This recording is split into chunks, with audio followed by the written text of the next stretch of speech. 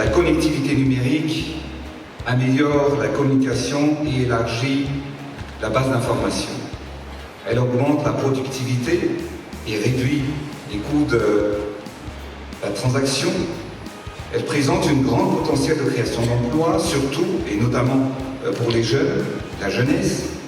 Elle favorise l'innovation et l'entrepreneuriat dans le commerce électronique et les services financiers.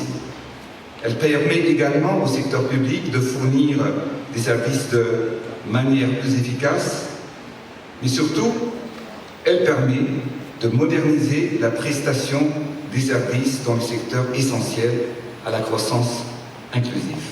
Et j'en suis convaincu que c'est par une seule voie, le numérique, que nous pouvons construire un pays, un continent plus puissant, riche de sa jeunesse et de ses talents. Je suis convaincu que la transformation digitale impactera les secteurs, que ce soit dans le domaine de l'agriculture, l'énergie, la santé, l'éducation ou les services financiers.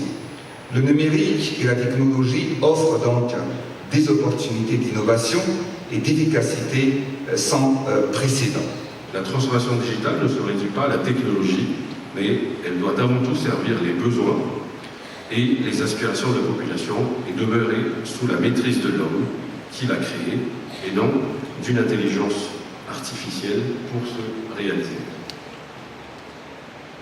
En investissant dans l'éducation numérique, nous favorisons la création d'un écosystème digital africain performant et compétitif, propice à l'innovation, à la croissance économique et à l'épanouissement individuel et à la contribution du continent africain au développement de l'économie.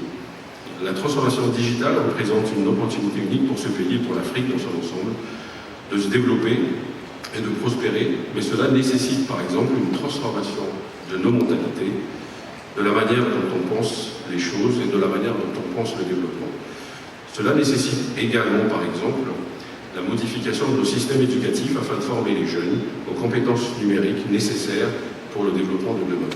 De même, nos systèmes de santé doivent être transformés pour améliorer l'accès aux soins et surtout nos systèmes de gouvernance doivent favoriser la transparence et la participation citoyenne. Il y aura en 2030 plus de 230 millions de compétences dans le numérique à l'horizon qu'il faudra combler. Aujourd'hui, en 2023, nous couvrons à peine 5 à 10% de ces besoins. On est très loin du compte.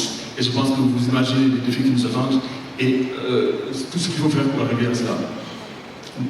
Donc nous avons une jeunesse formée, donc une jeunesse, le continent le plus jeune au monde, avec plus de 50% de la population qui a moins de 20 ans.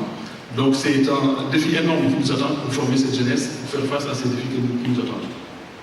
Donc face à cette menace liée au dividende démographique, ces populations jeunes restent une formidable opportunité pour le pays.